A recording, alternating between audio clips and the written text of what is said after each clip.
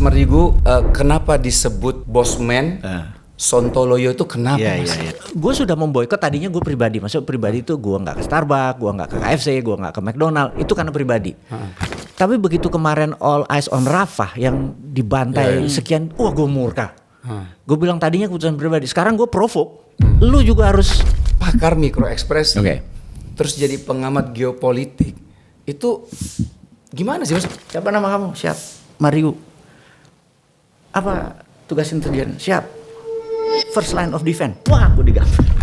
Punya disertasi penelitian mengkritisi intelijen gitu loh, di saat orang yang ketika pulang dari Amerika itu hanya berbangga dengan legalitas kelulusannya. Wah, saya lulus dari A.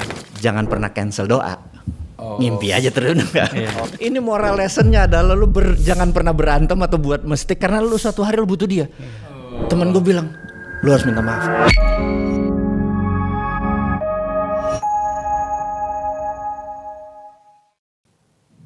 Bismillahirrahmanirrahim. Assalamualaikum warahmatullahi wabarakatuh. Alhamdulillah teman-teman semua. Aduh, habis suaranya. Tapi Masya Allah hari ini ada dua orang baru nih di sini nih.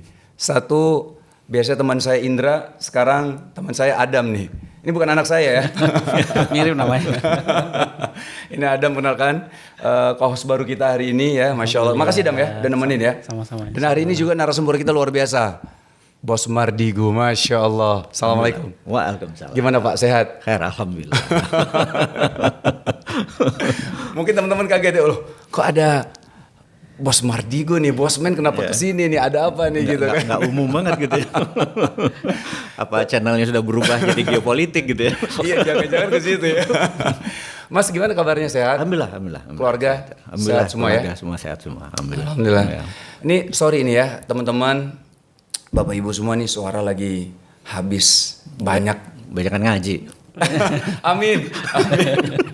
Mudah-mudahan ya, harapannya kayak gitu Mas. Harapannya kayak gitu nih, ya Allah. Nanti insya Allah akan banyak sama Adam juga ya, pasti kita tanya ya ke Mas Mardigu. Dan sebelum kita banyak hal yang mau kita bicarakan sama Mas Mardigu, tim sudah bikin pertanyaan juga ya. Dan pertanyaan pertama nih Mas. Pertanyaan pertama, Mas Mardigu, kenapa disebut Bosman? Sontoloyo itu kenapa, Mas? Iya, menarik tuh. Jadi di organisasi saya sejak mungkin saya pertama kali masuk ke dunia bisnis, saya dulu profesional dari tahun 90-an sampai tahun 96 lah, saya baru masuk entrepreneurship gitu ya. Dunia korporasi yang saya dididik sangat keras, kemudian waktu saya mau berbisnis atau mulai menjadi entrepreneur itu memang saya pengejar prestasi. Jadi push button person banget tuh. Wah, ada meeting pagi, meeting sore gitu ya. Jadi setengah esol lah. Jangan-jangan esol kali ya. Neken bener gitu. Nah, itu yang kan leader itu is not the boss gitu ya. Sebenarnya yang bagus itu kan leader. Betul. Bos itu nggak terlalu bagus sebenarnya. Itu pertanyaan kita juga. Iya itu. Kenapa mau dianggap bos tuh? Gitu. Kenapa? Karena di sini identiknya kan agak negatif. Gitu. Agak negatif. Nah itu akhirnya bosman itu sebenarnya negatif kesannya. Memang kesannya negatif ya? Dan memang esol karena saya dibilang sama anak-anak tuh bosman yang nyuruh. Nah dari tahun 97 rasanya sampai sekarang itu anak kantor manggil saya bosman. Iya memang karena itu bentuk sindiran saya sebagai penekan. Tapi sebenarnya saya udah agak berubah kayaknya, mudah-mudahan di 2014 gitu kayaknya udah mulai agak kendor gitu ya. Tapi tetap aja saya merasa tipe saya yang push button itu, yang pengejar prestasi itu, yang neken itu nggak bisa, mungkin karena latar belakang saya ondeso, saya harus push diri saya atau self push gitu untuk melakukan sesuatu. Kalau nggak ada yang berubah. Nah waktu saya merasa berubah karena self push, saya nggak ada yang nge-push. Akhirnya saya pikir kok orang kita agak slow pace gitu ya. Ini versi saya. Terus saya makanya orang Jawa agak aneh tuh, saya kan neken terus orangnya gitu. Dan orang Jawa gitu ya. Iya, dan itulah akhirnya dipanggil bosman gitu ya. Nah, kalau Sontoloyo suatu hal yang berbeda. Sontoloyo ini jadi keluarga saya ini kakek saya, yang saya atau Pak D itu banyak dulu ngambil atau belajar di Sidogiri. Tapi kami bukan pendiri Sidogiri. Pesantren Sidogiri kan pesantren tertua di Indonesia gitu, di Pasuruan gitu segala macam. Jadi kalau di tahun 70-an itu kakek saya atau Pak D saya tuh sering, ya ustadz atau ulama kecil lah di kampung itu. Nah sering karena keluarga NU, kita tuh agak sedikit liberal kali ya, karena kita bisa mengkritik atas usia di atas tuh biasa bagi coba tanya teman-teman NU itu ya. Iya. Oh, itu biasa gitu. Biasa. Kita benar-benar mereka terbuka. Nah, suatu hari saya ingat umur 11 tahun pas saya di ada kayak apa pengajian gitu. Pak D saya tuh di depan bicara tentang berislam itu harus kafah total gitu. Dia cerita kekafahan itu. Terus saya berdiri. Diri gitu. Ya, Mas Wisnu kan kebayang kalau ada 500 orang duduk terus satu berdiri matamu sepet kan. Ya boleh gitu ya bahasa Jawa ya. Kenapa gitu? Ngapunten Pak D mau nanya. Lu nanya apa? Gak mungkin kafah total karena bacaan kita di tahiyat akhir beda sama Rasulullah. Sama, beda. Saya bilang kan asyhadu alla ilaha illallah wa asyhadu anna muhammadar rasulullah kan Allahumma sholli ala Muhammad. Ya Allah berikan kesejahteraan pada Nabi Muhammad, berikan kesejahteraan pada Nabi Ibrahim. Nabi Muhammad baca apa? Allahumma sholli ala ana. Saya bilang kayak gitu. Sontoloyo kowe gitu. Iya. Kan orang Jawa Timur biasa nyebut sontoloyo itu. Jadi saya mempertanyakan tahiyat akhir itu kita kan baca ke Rasulullah kan nggak baca kayak kita, berarti kan nggak kafah kan gitu loh maksudku, nggak total, bacanya aja beda gitu ya. Itu usia berapa Pak? 11. Luar Gitu. biasa kritis Jadi, ya. belum akil balik. Dosa masih orang tua. Gitu. Jadi itu asal muasal kata sontoloyo, udah diangkut banser gua keluar. Nah, saya ingat setahun kemudian mirip haul, itu mbahku haul. Setahun kemudian beda haul. Terus kebetulan dekat Maulid kalau nggak salah. Terus Mbah ini cerita di panggung tuh cerita betapa Nabi Muhammad itu suami yang baik. Jadi suatu hari Aisyah itu salah ngasih minuman tidak manis tapi asin. Kalau kita langsung marah-marah ke istrinya, tapi tidak Rasulullah. Rasulullah bilang, Aisyah coba diminum pasti, oh asin, maaf, diangkat keluar diganti gitu ya. Nah itulah teladannya Nabi Muhammad gitu. Saya berdiri. Dia ini berdiri. Oh boleh. Ini udah tua. Ini udah tahu nih mau yang aneh-aneh nih. Ngapunten boleh nanya. Apa? Kayaknya nggak mungkin salah. Itu yang salah hadisnya. Sontoloyo kowe kok bisa salah hadis? Ngene Mbah. Kalau garam memang putih. Tapi gula putih itu zaman rafinasi tebu abad 18. Dulu gulanya merah aren. Nggak mungkin salah. Yang salah hadisnya, ngawur kowe sontoloyo kowe. Ngawur keluar. Jadi, loh salahku apa bener enggak? Lah aku anak 12 tahun, Bos. Iya. Gue cuma nanya. Gitu. Nah, kesontoloyoan ini sampai sekarang, Kang Mas. Jadi awalnya emang itu. Iya. Kalau Bosman memang tadi kan, jadi dua hal berbeda. Dua hal berbeda. Sontoloyo itu berarti dari kecil. Dari kecil udah sontoloyo. Saya sudah mempertanyakan banyak hal gitu. Misalnya pemimpin di Islam itu laki, rijal nih kan. Rijal tuh maskulin apa laki ya? Yang enggak yang nanya rijal saya. Oke. Terus Rijal tuh maskulin atau laki? Alfa atau kalau perempuan maskulin sama cowok feminin mana yang jadi leader? Jadi rijal tuh laki atau maskulin sebelum gitu. Dulu yang udah kritis ya. Iya. Kalau sholat memang harus cowok, bener nggak? Tapi kalau pemimpin dua hal berbeda loh, saya bilang itu dari kecil tuh di pesantren saya keluar loh gitu. Ustadz capek sama gua.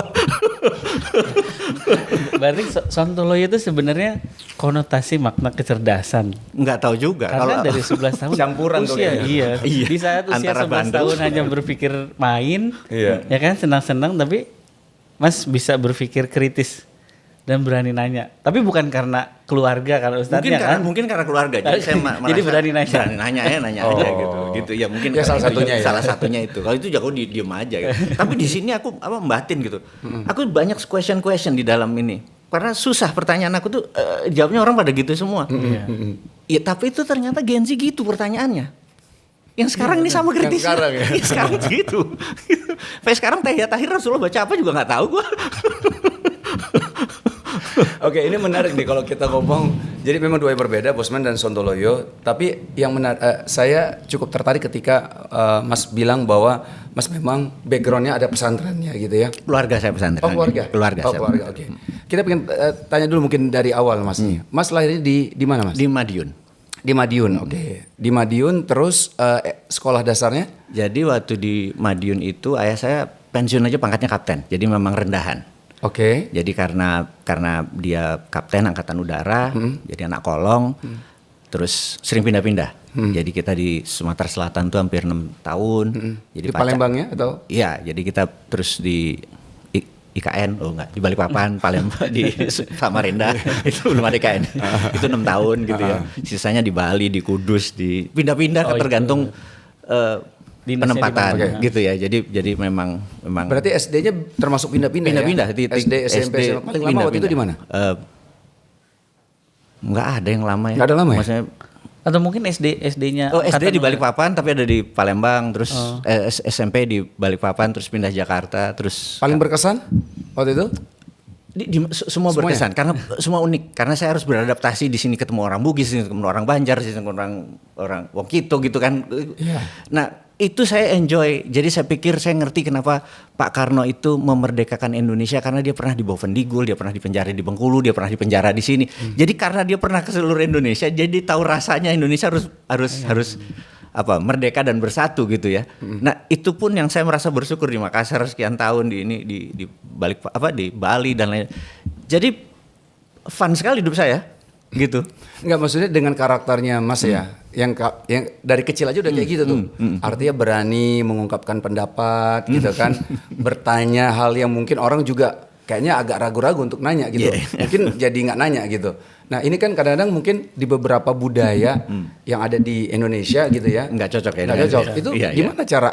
Tapi mungkin kita Jawa Timur kebetulan itu perantau banyaknya. Jadi nggak ada orang daerah kan, nggak ada Dayaknya, nggak sebanyak perantau ini. Jadi itunya cukup luas saya gitu ya, cukup luas. Jadi keterbukaan nggak jadi masalah. Gitu. Jadi adaptif lah ya di tiap daerah. Saya merasa waktu keterbukaan kita nggak menimbulkan konflik gitu ya. Keterbukaan, pengalaman saya sih gitu ya. Cuman kalau saya pindah ke mana gitu ya, mungkin ya bisa jadi di Bandung gitu rasanya agak sedikit santun tuh gitu. Kalau Mas Mardigu emang berapa keluarga sih Mas? Adik saya cuma satu. Adik satu. Gitu, cowok cewek? Cewek. Beda berapa? Di Malang. 3 tahun tinggal di Malang dia. Sekarang tinggal di Malang. Ngurusin kebun aja dia. Apa di kebun maksudnya? Kami punya pabrik kecil pupuk organik. Jadi dia jualan pupuk di Pujon, di Batu gitu ya. Gitu. Ya itu bisnis keluarga. Bisnis keluarga. Jadi berdua akhirnya memilih masing-masing ya. Kalau ini memang ngurus bisnis keluarga, kalau Mas Mardigu yang pertama profesional dulu ya. Profesional, kemudian baru masuk ke dunia entrepreneurship. Ketika kita bilang sekolah semua segala macam ya. Kuliah di mana Mas? Saya tuh suatu hari saya tamatan 85 gitu ya. Terus kita tamatan 85 Mas. Saya baru lahir tuh Mas. Kita udah pacaran. Sama ya? Sama. belum mana. 86 ya? kita udah pacaran itu. jadi dulu tuh saya dari dulu cita-citanya tuh ingin sekolah di Amerika. Dari dulu. Kenapa? Saya suatu hari kelas 2 SD itu saya jatuh cinta sama White House. Oke. Di koran tuh saya gunting, terus saya taruh di kantong gitu, terus saya sering ngeliatin gue mau sekolah di sini gitu ya. Nah, zaman SD dulu kan di Palembang kan suka main kelereng tuh. Nah, kalau pas ngambil kelereng jatuh tuh gambar gitu kan. Buat afirmasi ya. Diambil buat afirmasi. Diambil sama temen. Apa nih? Aku nak sekolah di sana. Mak mano wong dusun gitu ya. Orang dusun gue caranya rumah lu aja nggak ada tegelnya, rumah gue lantainya dari tanah bilang gitu. Pokoknya ya udah gitu. Ya, pokoknya saya percaya aja gitu. Terus waktu di Balikpapan kelas 5, kelas 6 gitu. Sama itu udah kucel gitu, sering tak liatin gitu. Teman-teman ya, mau sekolah di sana gimana? Loh, anak pangkat kaptennya mau sekolah ke sana gimana? Gue bilang pokoknya gue mau sekolah gitu aja. Terus kelas 2 SMA kan saya di Jakarta kan di SMA 70. Jadi rumah saya di Halim. Jadi kalau dari Blok M ke Halim kan lewat kantornya Nadiem tuh. Dikebut. Itu sulit sekolah ke luar negeri. Dulu zamannya Pak Habibie itu ada ini. Terus saya merasa wah ini kesempatan nih. Udah saya daftar. Tapi saya kalau dulu kan ke Eropa kan, Belanda, Jerman, saya pokoknya mau ke Amerika gitu kan. Terus nah pas pengumuman tuh kan, ya tau lah yang nilainya 9, 10 tuh kan prioritasnya. Saya kan 6 gitu, 8 agama 1. Agama ya. itu perilakunya mah nggak 8 lah. Kalau sekedar baca tartil murotalnya lewat gitu kan. Terus ya udah pokoknya tapi pede aja gitu. Terus pas baca pengumuman nama kita nggak keluar, tapi saya pikir pede aja. 5 hari kemudian ada kiriman surat harus ke Dekdikbud lantai 4 segala macam bawa dokumen. Saya datang pakai harus putih abu-abu. Saya datang terus saya lihat ada satu anak putih abu-abu. Kamu dipanggil juga? Iya gitu. Ke sana, Pak saya mau laporin. Oh iya kamu duduk sana gitu. Gitu. Terus nggak lama datang satu pejabatnya bawa dokumen gede gitu. Mana anak 2 itu katanya? Itu Pak. Dibanting depan kita. Wah, lu berdua mau sekolah ke Amerika mikir. Bahasa Inggris 6, bahasa ini 6. Kamu tuh ngerepotin negara. Gua juga gua ngomel. Gua dalam hati ini pasti lagi ribut sama bininya. Gua enggak kenal dia. Terus 15 menit dia wah gitu. Terus singkat cerita, lu berdua berangkat ke Amerika. Kaget kita. Kita bilang, terus suruh berangkat. Terus ditaruh dokumen. Lu jangan bangga dulu. Lu berangkat bukan karena lu pinter. Yang daftar cuman 2. Tiketnya ada 6 orang. Lu berangkat. Jadi tiketnya 6. Yang daftar cuma 2. Lu berangkat bukan karena pinter. Jadi ya itu sebuah pengalaman yang ya moral lesson bagi saya adalah jangan pernah cancel doa. Ngimpi aja terus itu ini versi gue ya di dalam melihat kayak gitu. Nah di sana ya bahasa Inggrisnya ini jadi harus sekolah bahasa dulu di college dulu. Berapa lama lo sekolah bahasa Mas? Lama hampir 6 bulan kali ya. 6 bulan ya, itu intens berarti. Intens banget terus supaya TOEFL-nya harus 550 soalnya. Iya. Gitu wah pokoknya bener-bener orang ngimpi gue masih bahasa Jawa bener nggak? Jadi bahasa Inggris, Jawa, untuk Indonesia, Inggris pusing nggak lo? Ngimpi. Jadi, terus nah jurusannya pun nggak bisa milih. Jadi applied psychology in business. Jadi aplikasi psikologi untuk bisnis. Jadi misalnya kayak kalau sekarang berarti apa ya? Business behavior. Mungkin ya. Mungkin. Nah itu Mas Adam lebih tahu karena itu. Terus S2-nya juga nggak bisa milih criminal mind and forensic investigators gitu. Terus emang nggak bisa milih memang berarti ya? Iya. Itu suka nggak suka ada bodo amat bener nggak? Yang penting lulus bener nggak? Jadi ya salah satu cara misalnya deketin asisten dosen terus kayak gini gitu kan. Yang penting disuruh apa juga. Yang penting kita lulus gitu kan. Terus pas pulang itu harus membuat disertasi. Harus buat bukan doktoral. Jadi udah selesai ada wajiban terus saya ngambil state sponsor terrorism gitu. Perbuatan teroris 3.0 yang dilakukan oleh negara. Jadi kayak Libya dulu state sponsor terorisme. Israel itu state. Jadi perbuatan teroris yang disponsori oleh negara. Amerika tuh state sponsor terorisme sebenarnya gitu ya. Jadi misalnya ada dulu seorang rebel namanya di tahun 90-an dia rebel kemudian dia memerdekakan negaranya gitu ya. Nah, rebel-rebel ini ada sponsornya biasanya. Termasuk waktu Indonesia mau ngambil Papua di tahun 63 kita datang ke Amerika sponsori, setuju. Jadi karena Amerika jagernya dunia. Nah, pulang tahun 91 saya kan nggak tahu nih gue yang nyekolahin gue siapa gitu. Pokoknya lapor ke sini gitu ya. 91 tuh. Iya, ke Pejaten. Oke. Apa Pejaten? Iya sekarang namanya iya. Iya. Oke. Datang lapor. Ya sama persis seperti itu keulang lagi deja vu. Dia bilang, "Oi, Mardigu, udah duduk sana lapor duduk." Itu ada 13 perwira menengah, ada kapten, mayor paling letkol. Diem semua, sikap sempurna. Gue bilang, waduh tegang amat nih. Nggak lama kayak pintu koboi itu. Buka. Pak Benny Murdani. Siapa yang nyekolahin dia? Diem. Siapa yang nyekolahin dia? State sponsor terorisme tuh artinya dia mau ngintelin gue. Hanya gue sama Pak Harto yang melakukan itu di Indonesia. Siapa yang nyekolahin dia? Digampar Pak. Diem. Yang digampar siapa? Mereka itu mereka. digampar. Oke. Diem semua. Gitu. Udah 2 jam kali dia ngamuk-ngamuk. Kita diem. Apa respon lo waktu itu, Mas? Gue aja nggak tahu kan. Kita juga nggak tahu. Memang dunia intelijen dan shadow itu kita nggak tahu. Pokoknya kita ada di skoci, kita nggak tahu dari perahu mana kita dilepas, benar nggak? Oke. Ya itu dunia begitu. Udah diem aja. Terus dia datang ke kita. Siapa nama kamu? Siap. Mario. Apa tugas intelijen? Siap. First line of defense. Wah, gue digambar.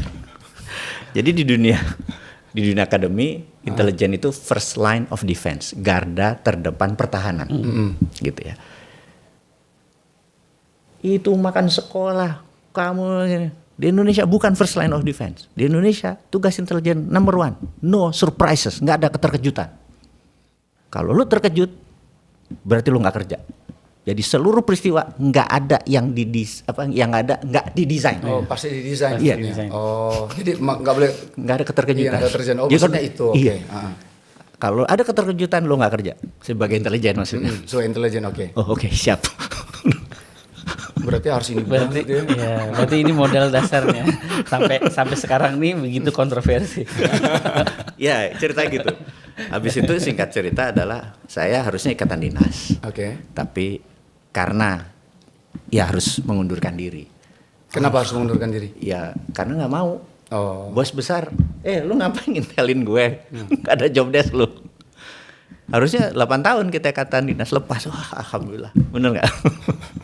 Udah masuk ke bank kita gitu kan. Masuk bank. Okay. Masuk ke bank.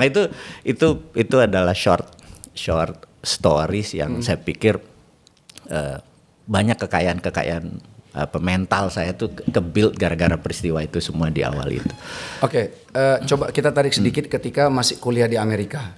Itu kan S1, S2-nya di sana berarti kan? Yeah. Nah, ada cerita menarik nggak, Mas? Maksudnya lo kan memang dari Indonesia yang tadi belajar bahasa Inggris lancarinnya aja tuh di sana gitu kan? Betul. Ada hal yang menarik nggak selama di sana? Mungkin perjuangan sehingga kita bisa narik pelajaran juga dari situ tuh. Jadi kan kita harus sekolah tuh cepet. Terus kedua nilainya bagus. Mau nggak mau kita harus dekat sama asisten dosen.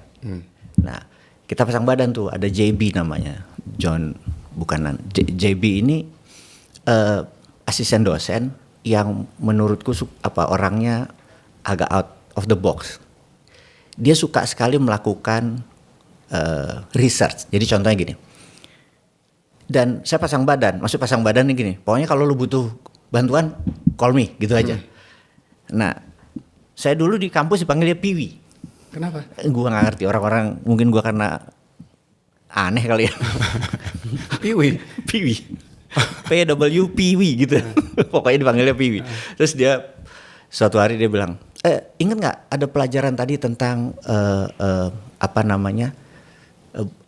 underdog effect. Jadi Profesor Stadler itu bahwa manusia di dunia ini cenderung memilih, kalau ada pilihan antara strong sama weak, mereka milih yang weak.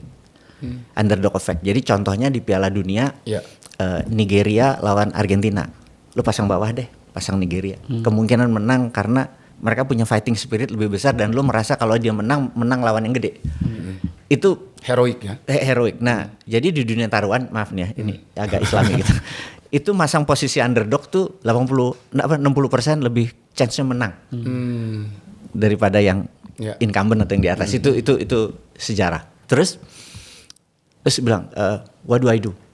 Kita mau ngadakan survei. Terus gue suruh, oke, kamu bawa kertas, terus kamu lingkarin A kecil B gitu. Terus gue suruh ngapain? Lu tanya, ini kita negara mau perang, pilih yang mana? Terus dia bilang, jadi kalau ketemu, excuse me, lo ada waktu 1 menit? Iya, kita gambar ini negara A mau perang sama negara B. A yang gede, B yang kecil. Who do you think will win? Siapa yang bakal menang gitu? A, B, begitu 100 orang kita kumpulin gitu. 68% milih B. Ya, betul. Gitu. Itu memang psikologinya manusia gitu. Jadi sering sekali karena itu trik. Padahal gue ulangannya mungkin jelek. Tapi karena gue jadi, nah cuman kadang-kadang kalau dia lagi ada kerjaan, itu yang gue nggak bisa break. Maksudnya gue nggak pernah ada Sabtu Minggu nggak dikerjain sama si JB ini, nggak mungkin. Ya tapi gue pasang badan aja, karena itu nilai gue bagus-bagus. Oh gitu.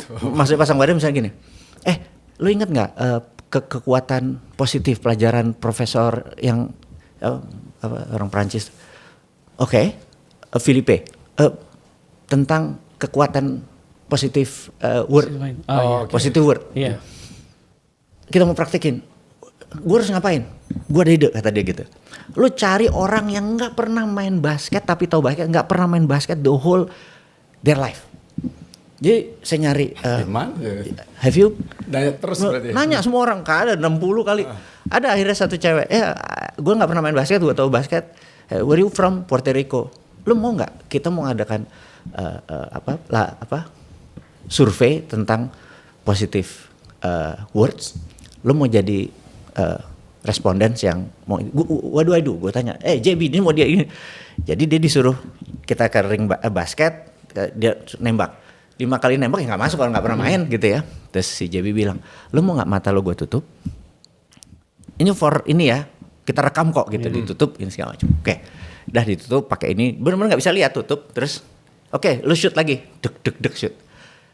Nah, JB itu bawa orang ngumpul gini, terus begitu nge-shoot set nggak masuk, orang tuh gitu, begitu masuk ditangkap sama dia, masuk, gitu, ini orang, gue masuk ya gitu, padahal nggak masuk, terus nge-shoot lagi, masuk lagi gitu, jadi 5 kali shoot, 3 masuk, oke. Padahal kagak ada masuk 5-5-nya, gitu ya, terus dibuka, wah gila ya. Kalau ditutup mata lo gini, oke dibuka gitu ya. Terus yang orang-orang, yes you can do it gitu orang-orang gitu. Duduk, nggak masuk, duduk nggak masuk, duduk yang ketiga masuk, yang keempat masuk gitu. Dia seneng banget gitu. Terus bilang, oh iya positif word itu powerful ya gitu loh. Itu, nah praktek-praktek kayak gitu mungkin ada puluhan. Yang gue inget bukan karena pelajarannya, Betul. karena itu yang gue bilang yang I wish di Indonesia itu sekolahnya penuh dengan kayak gini. Itu susah didapetin. Nah ini Mas Adam kan tahu sendiri, dia ngajar, dia dosen. Karena dari awal nih informasi cerita yang disampaikan tuh lebih kepada kalau di teori barat mereka bilang law of attraction ya. Tapi kalau kita Muslim kan apa prasangkaku itulah prasangka hambaku.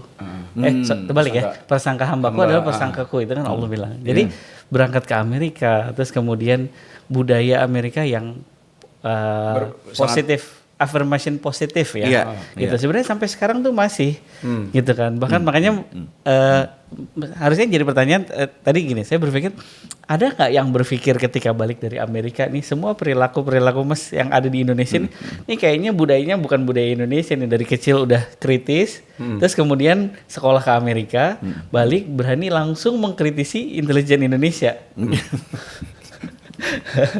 Jadi ada nggak Mas yang berpikir, nih jangan-jangan nih ada double agent ya dari Amerika nih? Ada nggak Mas? Enggak sih ya. Enggak ya. Karena orang dia aja nggak seneng sama kita kok, bener gak? Karena kan maksudnya berani gitu loh, punya disertasi penelitian mengkritisi intelijen gitu loh, di saat orang yang ketika pulang dari Amerika tuh hanya berbangga dengan legalitas kelulusannya. Wah, saya lulus dari Amerika bisa kerja di sini dengan gaji tinggi. Itu aja kan. Kebanyakan orang berpikir ke situ loh. Tapi ini lebih mau kita nyerang saya mau lebih resiko lagi hidupnya. Kita nyerang Amerika malah. Wah, kalau ada cerita mungkin ini saya buat novelnya dan true story.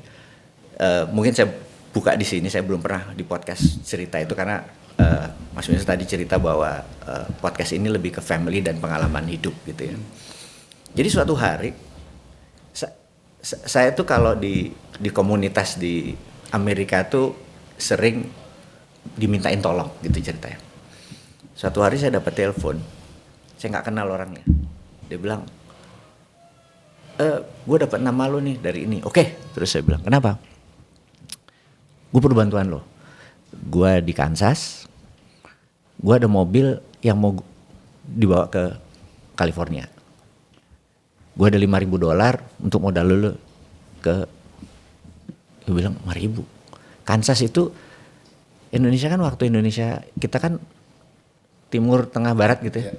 Kansas itu dari California sama kayak ke Papua, negara kan masih ke tengah itu. Amerika kan bagi 6 waktu kan. Waduh, bilang nih nyetir 48 jam nih. Gitu, saya bilang sama roommate saya, bro, mau nggak kita jemput nih? Wah, 5,000 nggak cukup loh, tawar lagi 10,000 gitu. Bawa Ferrari, gue bilang, wah Ferrari tahun 88, gue bilang Testarossa ini ya, gue bilang gitu. Terus ya singkat cerita ke sana. Saya tanya, kenapa lo mau ini? Oh enggak, soalnya gue tuh dikasih nyokap uang segini, ini anak orang kaya nih, kasih segini, terus gue beliin mobil semua. Nyokap gue besok mau datang, lebih baik mobilnya dibawa umpetin dulu, gitu kan. Jadi ceritanya gitu, daripada gue diamuk nyokap gue gitu ya. Ini true story. Terus gue bilang, oke, nah lo jalan ke sana dari bandara Texas itu, Kansas, terus nanti di kilometer 2 jam lo telepon, gitu. Di ini ada dulu kan pakai koin kan, gitu. Terus bener jalan 2 jam pakai peta, berhenti red gitu. Telepon. Bos, gue udah nyampe di sini. Terus apa jawaban dia? Oke, good luck ya. Karena 5 menit yang lalu gue nyatakan mobil itu hilang karena gue perlu asuransinya. You on your own. Cari polisi dong, Pak. Gue bilang, bro, stolen car kita. Wah, gimana ceritanya? Jadi, wah gimana, bener gak? Kita bilang, wah itu orang mikir, wah ini kalau 2 jam, dia bilang 5 menit kan, bilang 5 menit yang lalu yang hilang, dia masih kejar pakai ini, tapi kalau 1 jam dia kejar pakai chopper nih. Nah di Amerika itu kan LAPD, Los Angeles Police Department, keluar, itu swasta. Jadi dia nggak boleh statusnya, gue polisi. Jadi kalau ke SFPD ya based on region aja. Kita harus keluar negara bagian nih. Kita bilang oke, ini dari Kansas nih mau ke Dallas atau ke Wyoming ke atas. Kita bilang, gue nggak tahu. Kita bilang udah, pokoknya kita panik, kita ke atas, ke utara gitu. Terus nih jalan sampai 1 jam barikade polisi, cek kita mati bro. Pelan gitu. Wah itu the longest time of your life Pak. 1 detik tuh itu 1 detik. Gak lama polisinya datang. Where you guys going? Kita bilang kita mau ke Wyoming gitu. Lo tau gak ini ada 100 mile no service. Gue make sure ban lo udah ada rantainya. Karena itu November tuh udah salju. Udah mulai salju, ice, black ice yang kalau itu bisa muter mobilnya. Jadi lo harus ada rantai gini segala macam. Oh kita nggak tahu. Ternyata dicek ini. Gue pikir mau ditangkap. Nah, udah ini ya, panik ya. Nah itu sebuah cerita yang seru gitu ya. Sampai gue harus ketemu di kan kita kejar-kejaran terus kan, nyetir tiap 2 jam gitu ya. Sampailah kita ke Utah gitu. Karena dalam perjalanan, ini yang menarik ini, dalam perjalanan kita makan Toto di TV, Grand Theft Ferrari. Belum ada dulu pencurian mobil mewah. Bro, kita bro masih umur berapa? 20 kali. Gila udah. Kita orang ngasih sama stolen car. Wah gimana ngelapor ya, bener gak? Jadi kita harus jalan yang gak umum supaya gak dikejar. Itu sampai udah di Utah itu udah hampir nggak tidur kali karena belok kiri belok kanan. Nah temen ini kita gimana, kita tidur di mana, bener nggak? Mau tidur di mobil. Setiap setengah jam tuh udah halusinasi. Ya itu nggak lama sih dia nelfon. Gua ada gebetan gue. Kayak. Nelfon maksudnya nelfon dia lagi. Nah gebetan tuh punya temen di Utah kata gitu ya. Siapa lagi gebetan lo ini? Temen ini dia punya gebetan. Katanya punya temen di Utah. Lu udah bocorin kita ini. Wah, nah asal ada rest area dia curhat. Oke, ini lover boy nih yang satu nih. Terus akhirnya kita ke lokasi yang ditunjukin itu. Rumahnya spooky di pinggir hutan Utah gitu. Wah, ini rumah ada polisi lain bekas pembunuhan. Gue bilang, aduh, nggak salah nih gue bilang gitu. Parkir pelan gitu, masuk diketok, nggak buka. Terus teman saya bilang, lu aja deh. Saya ketok, dok keras, nggak lama buka pintu. Celek, begitu dibuka, Ambon. Wah, arah Ambon. Saya buang muka, dia buang muka. Wah. Tapi dia nggak pakai baju satu darah, no? Enggak. Nah ini gue cerita khusus nih ya. Wah gue kaget. Gue balik, temen gue bilang, kenapa bro? gue dulu pernah berantem sama dia di SMA. Oh, temen Ketemu lagi di situ. Lo baik. satu SMA dulu di 70 ini. Dia kelas 3, aku kelas 1. Oh. Dia preman, Heeh. seling malakin gue. Heeh. Gitu kan. Waktu kelas 3, Heeh. dia lagi duduk makan pangsit. Heeh. Gue bilang sama temen gue mau ribut sama dia nih. Heeh. Kalau lu bantuin ya. Gue datengin tuh Ambon. Gue gak sebut namanya ya ini. Gue siram. Wah gitu kan. Dia diem aja. Lu inget gue gak? Dia diem aja. Dia cuman gini dia pergi. Gue anggap udah. Sekarang gue butuh pertolongan. Orang itu dia loh. Lu bayangin. Ini moral lessonnya adalah lu jangan pernah berantem atau buat mistake. Karena lu suatu hari lu butuh dia. Temen gue bilang. Lu harus minta maaf. Waduh. Bener gak? Lu gimana rasanya? Lu ngantuk hilang bos. Terus saya bilang. Gini minta maaf gini. Oke lah udah kita gini. Udah, gitu bener gak? Pak hidup lu lempeng-lempeng aja Pak. Jangan kayak gue Pak. Bener gak? Itu gimana lo cara itu Tapi dia shock juga pas ngeliat juga gitu. Ternyata lu gitu. Ya sekarang jadi sahabat. Tapi maksudnya itu momen-momen yang kayak gitu. Dia bilang waduh emang gak. Harusnya kenapa sih mesti gue nantang dia dengan itu kan. Gak gitu banget kan harusnya kan. Bener gak? Wah itu makanya gue.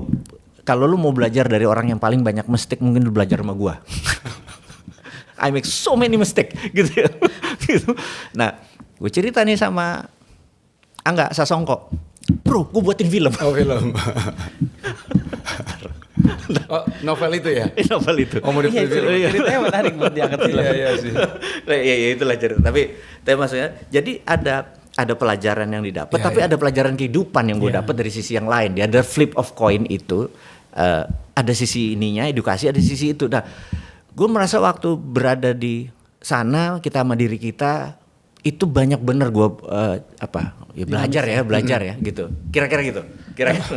Tapi pernah nggak mas kegiatannya kan waktu di Indonesia begitu kritis ya, maksudnya ketika di Amerika ya sama ada ya pertanyaan-pertanyaan nyeleneh itu muncul. sama maksudnya pertanyaan nyeleneh itu kan kita punya saya tuh ingin membuat Baitul Hikmah kembali atau House of Wisdom seperti zaman Harun ar-Rasyid dulu di abad 12, 11, 13, 2 abad itu Islam demikian jayanya, ada Al-Biruni dan lain sebagainya. Itu karena produk dari House of Wisdom atau Baitul Hikmah gitu ya. Nah di sini kan free thinker nih, free thinker. Nah itu kita sering ingin membangkitkan lagi karena gue tuh sangat miris kenapa 130 tahun hadiah Nobel untuk orang Islam tuh baru 1,5 Nobel. Ada apa dengan sains Muslim 200 tahun terakhir? Padahal dulu sepertiga nama planet itu nama-nama Islam. Ada apa gitu? Nah kita mau hidupin lagi. Jadi dari dulu gue ikut kelas debat atau para free thinker ini. Nah gue kadang-kadang jadi host. Oke, Piwi, lo kasih kasus kelompok A sama kelompok B gitu. Nah kasih kasusnya contohnya gini. Oke, lo tahu Goldilocks ring gitu ya? Goldilocks ring, tahu Goldilocks cerita Goldilocks yang dia makan bubur dari teddy bear itu loh. Cerita tradisional Amerika lah. Dia kasih bubur terus dia makan pinggir-pinggirnya. Nah, Goldilocks ring tuh gini. Ini matahari, ini planet. Planet yang dekat matahari pasti panas. Planet yang jauh dari matahari pasti dingin. Nah, planet yang bisa dihidupi makhluk hidup itu namanya Goldilocks ring. Jadi bumi ini Goldilocks ring. Nah, menurut Stephen Hawking ada 500.000 minimum Goldilocks ring di dunia ini yang makhluk hidup bisa hidup. Karena tidak terkebakar matahari dan tidak terlalu dingin, gitu. Nah, gue bilang, what if saya bilang gitu, suatu hari kita menemukan kehidupan di another Goldilocks ring. Ini di forum free thinker. Ternyata IQ mereka 3.000, IQ kita 1.000, kita kayak primata. Agama mereka apa? Ateis. Pecah lu pala mereka. Bingung aja. Bro, jangan begitu. Nah itu free thinkernya kita separah itu cara berpikir gua. Gitu. Terus lu mau ngislamin mereka gitu, gue bilang gitu. Ngerti maksudnya? Iya paham. Itu loh. Dia bilang lu primata lu simpanse, bener nggak? Dianggap seperti Iyalah. itu. Gimana cara ceramah ke dia gitu. Iya bener nggak? Iya. Nah itu free thinker tuh harus kayak gitu berpikirnya. Dan gue bisa kayak gitu. Itu kalau gue jadi host, hang Pak semua orang Pak. Ini contoh nih, ibu contoh. Gue bilang, ini kita tahun abad 20 gue bilang gitu. Hidup kita screw up.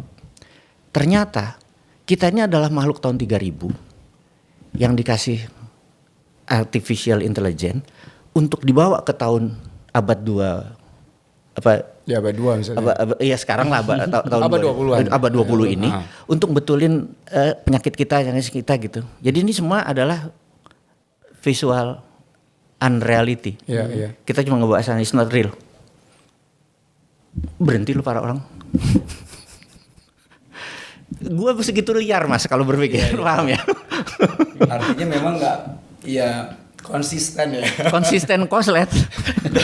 dari kecil Sampai berangkat di ke luar Amerika negeri juga, terus balik ke sini. Iya. Masya Allah perjalanan cukup panjang sekali sebenarnya ya. Kalau kita tanya lagi cerita-ceritanya mungkin bisa Nggak kelar-kelar. Novelnya. Apa novelnya Mas? Aku tuh udah jadi tapi merasa kayak nggak perfect gitu ya karena bentuknya bukan dialog masih narasi kan yang bagus kayak dialog Iya, jadi iya. bentuk kan novel kan kalau kayak karya tulis kan gitu. Aku mau ubah menjadi dialog itu yang Ini lagi proses itu. lagi proses supaya enak aja kan bentuk novel kan dialog kan dialog supaya skrip filmnya nanti Mas Wisnu yang main tuh kan gitu. Waduh. Kan perlu orang ganteng kan bener nggak? Ya Allah. Ini Masya Allah. Nah, Mas Mardigo, ini menarik ya Mas Mardigo yang tadi dari profesional akhirnya masuk ke dunia entrepreneurship, jadi entrepreneur. Nah, ini ada satu, bukan satu sebenarnya, ada beberapa dan ini pernah kita lihat. Jadi ada satu history ini ya, ini media online 7 tahun yang lalu nih. Ini benar-benar 7 tahun yang lalu ya? 7 tahun lalu, lebih kayaknya ya. Oh 2013 sih Mas. Berarti lebih. 2013 Mas sempat jadi pakar mikro ekspresi. Nah, pertanyaannya sebenarnya dari pakar mikro ekspresi, terus jadi pengamat geopolitik, itu gimana sih Mas? Maksudnya apa memang lu serba bisa atau gimana ceritanya itu? Menarik juga pertanyaannya. Ada juga loh peristiwa ini. Kebuka juga kita. Jadi sewaktu kita di Criminal Mind and Forensic Investigators itu salah satu skill yang harus kita pelajari adalah mikroekspresi. Mikroekspresi itu gini, kita tuh punya major muscle. Ini bicep, tricep, abdominal itu major muscle. Nah wajah manusia itu ada 400 minor muscle. Minor muscle yang dia bergerak sesuai dengan pressure yang didapat. Jadi untuk memancing ekspresi seseorang itu kita perlu high stake question. Karena itu kita kalau bertanya kepada seseorang lagi kita menginterview, kita bukan menanya namanya informational based data. Informational based data ini adalah kamu lahir di mana, sekolah di mana itu, tapi kita menanya emotional based data. Kamu sayang ayah apa sayang ibu? Itu emosi tuh. Ibu, ya, betul, enggak, lo milih bapak. Itu karena kita bisa ngelihat dari eye gesture movement, micro expression, intonasi, itu menentukan nih orang tell the truth atau tidak. Jadi the truth is all over your face. Itu yang disebut micro ekspresi karena kita bisa membaca dia ke kiri, dia ke kanan matanya, dia gerak sini, dia cemas, dia takut, dia ada yang dia umpetin kayak gitu. Nah, waktu kita belajar, kita suruh belajar tuh waktu itu pertama saya ke State Penitentiary itu penjara kelas kakap. Saya menginterview orang 1, 2, orang ke 100 pedofil, pemerkosaan. Ya udah hafal kan itu, karena ekspresinya. Dia ada kecenderungan gitu. Terus kita ke pasar basah. Jadi bukan pasar kering ya, pasar basah berarti kan kayak di Amerika juga ada pasar basah. Kita interview orang 100, orang ke 110, kita tahu ini baru dagang nih. Ini orang paling untung nih. Ini baru sial nih, gitu loh. Lama-lama kan ala bisa karena biasa, terlatih. Nah, jadi di tahun ada sebuah periode hidup kita ini, Densus minta bantu untuk menginterview teman-teman terorisme, mungkin ada lebih dari 400 orang untuk kita cari data. Tapi kalau data pakai interview itu kan berbeda karena kita kayak orang ngomong gini segala macam. Jadi bukan kayak orang interview kamu sekolah di mana, kamu nama itu kan informational beda data. Tapi kalau emosional beda. Jadi kita nangkep itunya. Secara implisit. Harus langsung ya. Harus langsung ngobrol-ngobrol. Nah, sehingga nggak ada orang yang bisa. Jadi kita dapat data tersebut, ya alhamdulillah terakhir tugas saya selesai tahun berapa? 2013 kali gue selesai. Dari 5 tahun lah, 5 tahun lah. Dulu Pak Tito kadensusnya. Oh, oke. Gitu. Jadi kita sering bantulah teman-teman coklat. Akhirnya kita memetakan, ya akhirnya ketangkaplah beberapa dari data itu kan dicampur-campur sama mereka, akhirnya ya sudah selesai juga. Jadi itu ada satu periode di mana saya membantu teman-teman untuk menginterogasi dan memetakan mereka-mereka yang menegakkan kebenaran tapi menghalalkan darah. Ya kan? Ini kalimat bahaya juga. Bener gak?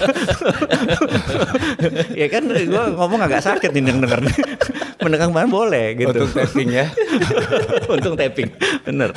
Gitu. Nah, sementara kalau di dunia geopolitik, gue sekian periode hidup gue adalah staf khusus Menteri Pertahanan jadi hari Rebo gue pegawai negeri dulu sebelum itu. Waktu siapa? Pak ini sampai Pak terakhir pokoknya Pak siapa Riam Bizar. Jadi Pak Prabowo udah pensiun, gue udah ketuaan lah. Yang junior aja yang ganti. Terus jadi hari biasa kita adalah Peter Parker, hari Rebo kita Spider-Man gitu jatuh. Atau hari biasa kita siapa Tony Stark, ya hari Rebo kita Iron Man gitu, tukang Iron tukang setrika. Tapi banyak belajar hal-hal yang seperti itu ya Mas ya. Artinya maksudnya mungkin dari background dan memang mungkin wawasan dan segala macam. Mas Mardigu juga banyak bergaul sama yang lain-lain ya. Akhirnya banyak ilmu dan wawasan didapat. Amin. Akhirnya banyak hal yang diketahui kah? Atau memang spesifik Mas Mardigu tuh di mana Mas?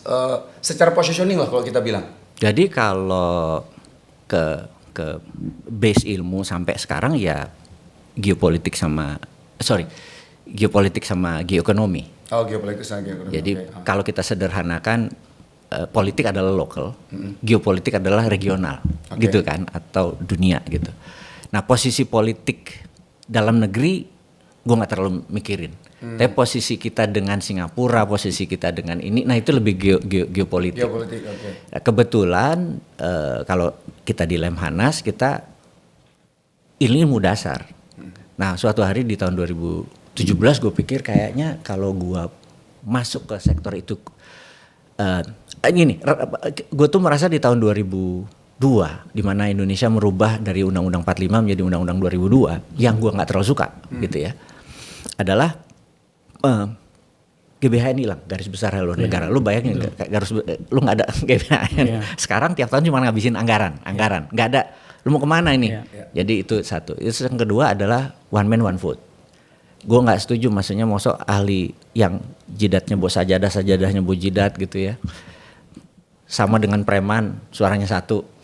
Yang preman tukang bunuh orang suaranya satu, ini ahli surga, ini ahli neraka, suaranya sama-sama satu, gitu ya. Nah itu nggak fair. Jadi one man one vote tuh gue nggak setuju. Gue setujunya sama ada pembobotan. Misalnya dia bayar, Mas Wisnu bayar pajak 1 miliar setahun, maka dia suaranya bukan 1 tapi 10. Ya, ada takaran lah. Ada takaran. Begitu maju dia 10. Nah, sehingga kita bukan popular vote tapi electoral vote. Gitu ya. Ini agak berbeda. Itu banyak sekali. Nah, yang parah itu adalah hilangnya pelajaran Pancasila dan bernegara. Anak-anak yang ini sampai sekarang nih nggak ngerti bernegara. Betul. Jadi nggak mengerti bernegara gimana? Misal pemilu tuh kayak apa, legislatif tuh bagaimana membuat anggaran. Bernegara yang belas kita nggak ngerti. Posisi kita dengan negara Singapura tuh bagaimana. Kita kayak cuman sejarah aja dipelajari, nggak ngerti bela negara. Sekarang lebih ke mikroekonomi. Nah seperti itu. Jadi saya pikir, kayaknya gue bawa itu ke udara aja. Jadi kita membuat channel namanya Cara Cerdas Bernegara. Jadi kita mengajari bernegara anak-anak muda, anak-anak milenial dan zilenial. Itu udah 1.500 channel. Tapi kita menggunakan contoh-contoh. Ini loh negara sosialis, ini negara kapitalis, ini positifnya Amerika, ini negatifnya Amerika, ini negatifnya Tiongkok, ini positifnya. Ini Muhammad bin Salman kenapa mengubah corporate action negaranya dari petrodolar menjadi jasa. Tahun 2030 dia fokus properti karena dia bilang minyak 40 tahun lagi habis, tapi tamu Allah sampai akhir zaman nggak habis. Gue pindah kok country actionnya geser. Nah kayak gitu kan orang-orang harus diinspirasi kan. Indonesia juga sumber daya alamnya suatu hari habis. Corporate action kita nggak ke arah mana gitu. Nah kayak gitu kita bisa dengan sindiran, bisa dengan contoh-contoh. Tapi itu nggak mudah disualo atau dicerna banyak orang. Tapi gue nggak peduli. Kita deliver aja terus gitu kan. Itu kira-kira. Berarti secara tidak langsung. Kalau antum pengen tahu kondisi nanti, ini punya banyak bisnis, ya kan? Ini Indonesia gimana setahun 2 tahun ke depan? Nah, ini informasi orang dalam. Jadinya gitu sebenarnya. Gimana Mas? Yang jelas Pak Prabowo bukan Pak Jokowi, dah gitu aja dah. Kalau sederhananya gitu kan, gitu. Jadi kita terima kasih kepada Pak Jokowi karena udah 7 presiden membuat negara ini masih intact, masih utuh. Itu penting Pak. Iya. Bener nggak? Gitu ya. Jadi kalau kita bernegara ini yang penting sampai 1000 tahun lagi negara kita utuh, itu kuncinya. Mau itu positif negatif itu drama di dalam keluarga. Jadi kan kita misalnya dalam keluarga pernah berantem segala macam itu biasa. Tapi jangan cerai gitu loh, maksud itu kuncinya. Nah intact itu adalah segalanya, it's not easy. Jadi so far Pak Jokowi membuat masih negara ini intact, benar utuh. Nah Pak Prabowo rasanya lebih intact lagi nih kita gitu ya. Nah cuman positif negatif di dalamnya menurut gua. Gue ini selama 4 periode Sri Mulyani, Khatib Basir, Sri Mulyani itu gue merasa terlalu heavy on fiskal. Jadi itu pajak. Gue ini orang moneter, gue pro moneter. Jadi dia tight money selama 20 tahun loh, tight money. Jadi siapa aja presidennya, menterinya Sri Mulyani gitu kan. Nah gue berharap sama Pak Prabowo, sama tim lingkarannya Pak Prabowo, saya bilang ayah Pak Prabowo, Pak Mitro adalah quantitative easing, loose money, kebijakannya moneter. Kalau bisa Menteri Keuangannya dan kabinet ekonominya jangan tipe fiskal lagi, tapi sisi moneter. Jadi kan ada moneter ada fiskal. Ini yang ditongolin gitu ya. Jadi, mudah-mudahan masuk, kalau itu masuk easy money gitu. Itu maksudnya easy money itu saat ini kan kita kalau mau dagang tuh modal susah, gitu-gitulah kira-kira. Nah, gua harap itu bergeser dengan ini. Karena udah kelamaan, harusnya kan easy money, tight money, harusnya gitu kan. Dulu Mari Muhammad tuh, Pak Mari Muhammad tuh disebut Mari berhemat karena dia tight gitu loh. Jadi yang ini loose. Keuangan. Jadi itu di loose lagi Pak Radius Prabowo loose, yang ini tight gitu loh. Itu bermain kayak gitu, jangan tight terus gitu, pajak tinggiin gitu ya. Pikir ini ngingetin aja ke ini. Nah, udah kebijakannya moneter, tarik ulur lah ya. Tarik ulur. Jadi nanti mungkin yang jabatan berikutnya atau yang nanti tight lagi, habis itu gas lagi, tight lagi itulah kira-kira. Iya. Berarti kita bersyukur hari ini bisa ketemu Mas Mardigu di sini karena ke depan kita nggak tahu, mungkin bisa ketemunya sebagai penasihat presiden. Bisa aja lu. Kayaknya nggak terlalu banyak nih. Gue mendingan penasihat Mas Wisnu aja tuh gue. Mas lu ada anak berapa Mas? 4. Anak 4? Ya. Udah kuliah, sekolah yang 2 sudah belum berkeluarga, udah kerja, yang 2 masih SMA. Oke. Di Jakarta semua? Semua di Jakarta. Yang ada lo arahin nggak, misal nanti anak-anak emang gue pengen anak gue nih di sini bidangnya ini, enggak, atau emang lo bebaskan anak-anak? Bebas. Kalau itu memang anak pertama lebih ke seniman, cewek. Oh ya, seniman. Jadi dia buat kan kita saat ini kan ada kita terchallenge kemarin, dia sekolah kebetulan dapat beasiswa negeri lain gitu ya, untuk di Italia untuk ambil desain gitu. Terus kita tuh merasa terchallenge karena mosok sih di dunia ini cuman ada Pandora, cuman ada perusahaan perhiasan yang gede-gede itu dia juga gitu ya. Terus kita melihat Pandora itu malah dan jewelry besar, Tiffany dan lain sebagainya, itu memang pro Israel gitu. Dan kita boykot, kita bilang, nah akhirnya kita sejak 6 bulan yang lalu, anak saya yang nomor 1 yang memang desainer itu mendesain sebuah produk 100% Indonesia, gelang, namanya Swasa gitu. Untuk head to head sama Pandora karena kita benar-benar ingin selain boykot, kan diboykot ya Pandora ini kan. Boykot, kita juga boykot terus kemana? Nah, kita langsung ganti produknya. Nah, gue bawa tuh. Kalau karena lo tanya. Jadi kita saat ini yang memberikan seluruh profit kita ini ke Palestina. Ini ini bisa ini Palestina. Benar Palestina. Ini Palestina gitu ya. Iya. Ini top selling.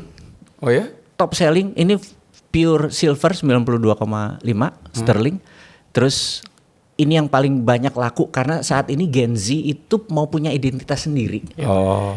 Dia nah ini dipakai terus memang pro dan seluruh keuntungannya memang kita kasih ke Palestina. Jadi kita seluruh keuntungan ini kita kirim ke Palestina dan jadi bentuk mereka itu selain pro Palestina dia juga looks ini ya. Nanti gue kirim buat bini lo deh. Jadi ini ada seluruh keuntungannya, keuntungan yang ini ya. Yang ini yang logo yang ada logo Palestina. Yang logo ini ya. Yang itu kita memang kita bilang. Jadi kita berharap adalah gue sudah memboikot tadinya gue pribadi, maksud pribadi itu gue nggak ke Starbucks, gue nggak ke KFC, gue nggak ke McDonald, itu karena pribadi. Tapi begitu kemarin All Eyes on Rafah yang dibantai sekian, wah gue murka. Gue bilang tadinya keputusan pribadi, sekarang gue provoke, lu juga harus gitu kan. Gue tuh nggak mau memprovok ya karena kan itu putusan pribadi ya, lu mau makan McDonald silahkan. Tapi begitu sekarang gue provoke karena gue bilang nggak bisa nih, Israel udah kelewatan nih, gitu, udah cross the line, udah kelewatan. Nah, jadi gue sekarang ini lagi kenceng-kencengnya mempromosikan Swasa bahwa lu nggak boleh lagi ngambil Pandora, boykot aja. Dan Pandora emang, gue bilang, nah ini gantinya. Produk kita benar-benar kalau dibilang kopi sih nggak juga, karena desain danglesnya, charmnya beda. Tapi di idenya kita sama. Jadi kita kan kayak misalnya kayak ya Alpha Mini sama ada sisi genuinnya. Tapi kan idenya gelang, ada dangle, ada charm. Terus kita juga ada stopper. Cuman ininya beda, desain kita beda. Kita benar-benar menunjukkan identitas bangsa kita gitu loh. Nah hal-hal kayak gini itu alhamdulillah gitu ya. Dan ini lagi racing karena orang-orang udah mulai awarenessnya udah mulai sadar. Walaupun ada bilang norak lo ngambil apa, tapi kalau nggak diginiin, gitu loh. Gue cuma lihat opportunity aja gitu. Nah itu anak yang nomor 1 dia megang ini. Enggak, maksudnya di sisi ya mungkin memang ada peluang di situ. Iya betul. Tapi di satu sisi juga biar ya kan orang butuh alternatif ya. Betul. Ketika ini nggak bisa, gue pakai apa dong? Gitu. Benar, betul. Dan lo lihat peluang di situ juga ya? Lihat peluang itu gitu. Oke. Tapi di satu sisi juga ini buat lo bantuan ke sana ya? Betul. Nah itu istilahnya jihad kita versi yang lain, benar nggak? Gitu ya. Jadi bukan sekedar materi, tapi juga kontribusilah kita sesama human kind. Benar. Atas nama ini udah berapa lama nih perusahaannya mas? Baru 6 bulan. Oh baru 6 bulan? Baru 6 bulan. Baru bener-bener panas kita gara-gara Israel kemarin. Itu. Oh. Bener-bener kita begitu ya memang kita jadi opportunity ngeliat itu. Wah ini Pandora pro mereka nih. Fight gitu langsung cari ide geg bikin. Nah tapi kebetulan industri jewelry adalah keluarga. Jadi selama 30 tahun keluarga gue memang main jewelry tapi bukan desain yang ini. Oke. Maksudnya siapa keluarga? Maksudnya tadi kakak sepupu. Oh kakak sepupu. Gitu. Oh, oke. Jadi ya kita memang main di precious metal. Di perhiasan lah ya gitu ya. Atau lebih ke precious metal belum setengah, jadi belum ke finish product, belum ke finish product. Jadi kalau AU atau emas atau silver, AG, argentum, basic masih yang kita pandai mas lah gitu kira-kira. Lebih ke tapi tradisional ya, tradisional. Jadi kalau bahasa sananya blacksmith, kalau kita mungkin apa ya pandai mas lah gitu, lebih ke tepat kayak itu. Jadi kita memang udah terbiasa bermain di geni lah istilah bahasa Jawa. Berarti sekarang proses ekspansi naik ke jadi kalau kita jual emas kan harganya 1 gram 1 juta. Kalau dijadiin cincin kan bisa jadi naik artnya ada gitu. Jadi ada value-nya lebih naik. Jadi itu main jadi barang dari kita sendiri artnya. Jadi kalau orang kok cepat sekali? Ya karena kita udah 30 tahun keluarga udah main di situ gitu. Agak bingung kalau bisa baru main udah langsung. Iya. Dalam 6 bulan. Ini ngomong-ngomong usaha, maksud seberapa banyak sih Mas perusahaan yang lo yang ada memang ada berapa sih? Banyak ya? Bread butter gua tuh oil and gas. Oh, oke. Kita punya pipa di Semare, di Pasuruan, ngidupin minyak, sumur minyak dari HCML, Husky, terus kalau gue sebut itu dunia baru lah gitu, gitu ya. Terus di 2017 gue pensiun, semua nama gue ganti, anak gue nomor 2, gue cuma bilang lo pindahin, ikutin, terus akhirnya kita lepas lah intinya. Gue udah nggak ngikut-ngikut. Kenapa pindahin ke anak yang kedua? Kita mau pensiun lah. Enggak, maksudnya kan anak 4 ya? Kan yang lain masih di bawah 17. Enggak, anak yang pertama emang nggak mau? Dia seniman. Oh, Itu cuma pinjem nama doang. Oke. Gitu. Habis itu siap-siap dijual pelan-pelan. Itu bread butter utamanya. Terus sejak 2014 gue main di retail, ada 18 produk saat ini gitu. Jadi, 18 produk. Ini salah satunya gitu. Oh, oke. Jadi terus 18 brand maksudnya ya? 18 enggak. Produk ini. Produk apa? Produk ini? Produk, misalnya gini, produk itu ada pupuk. Pupuk itu bisa 2, pupuk untuk tanaman rumah namanya Athenia, pupuk untuk di luar namanya Witantu gitu. Pupuk itu kan brandnya ada banyak. Semua industri beda-beda. Beda-beda. Oh. Beda-beda. Itu gimana? Masa industri berbeda-beda? Kan itu beda cross juga gitu Mas. Nah, itu kok it's a good question. Jadi gini, gua adalah orang yang berbisnis lebih memilih who daripada what. Oke. Jadi siapanya dulu baru ngerjain apa. Jadi gue selalu nyari orang, who-nya. Nah gue kebetulan punya who-nya gitu. Oke. Paham. Kalau enggak berat. Jadi gue ini ada bisnis bagus nih, jualan kacang gini. Siapa yang ngerjain ya? Nggak ada, ya udah lupakan. Iya. Tapi kalau ada who-nya, selesai. Beliau nggak mau sendiri selalu kalau buka usaha berarti. Selalu Pasti. ada partner, Selalu kan? ya. Jadi istilah Yang kita. jagoannya di situ. Yes. Itu hampir sama kayak gua sih. Kita nggak jago-jago banget. Bener gue. Jadi kalau nggak ada who-nya nggak pede kita. Oh makanya banyak lah akhirnya. Iya. Usaha yang lo jalanin. Iya. Oke, kita ngomong-ngomong usaha. Oke. Ini ada yang gua lihat new mind. Nih gimana nih Mas? Ini kalau sekilas kita lihat nih mirip, bukan sekilas sih. Orang ngeliatnya mirip mie gacoan nih. Kenapa lo mau bikin mie new man? Kenapa Mas? Muasalnya adalah partner bisnis kita ini selama 19 tahun memang produsen mie. Punya pabrik mie, produsen mie di Jawa Timur, di Sidoarjo. Yang nama-nama besar, Mika, Mie Es, Mie Isi segala macam tuh pakai mie-nya dia. Oh, oke. Gitu. Nah suatu hari dia bilang, Kaku kalau main di hulu doang kayaknya marginnya segini. Kalau main ke hilir kan agak besar dikit.